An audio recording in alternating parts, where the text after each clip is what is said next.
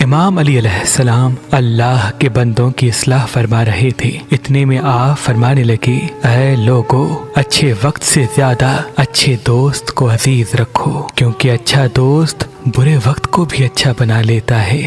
وہ انسان جو تمہاری قدر کرتا ہے، اصلاح کرتا ہے، اس کو کبھی اپنے سے دور نہ کرنا، ورنہ زندگی بھر تم سچے لوگوں کی تلاش میں پھرتے رہو گے۔ اور ہمیشہ یاد رکھنا کہ انسان زندگی سے مایوس ہو تو کامیابی بھی اسے ناکامی نظر آتی ہے۔ مایوسی سے دوری انسان کے فیصلوں کو صحیح راہ دے کر خوشحالی و کامیابی سے ملاتی ہے۔ اور اپنی سوچ کو ہمیشہ پاک رکھو، کیونکہ انسان کو اچھی سوچ پہ وہ انعام ملتا ہے جو اچھے اعمال پہ بھی نہیں ملتا، کیونکہ سوچ میں کوئی بھی دکھاوا نہیں ہوتا۔ اور انسان جو گناہ کی طرف پہلا قدم اٹھاتا ہے، اصل میں اس کی راہ سوچ سے آتی ہے۔ جب تک انسان اپنی سوچ پر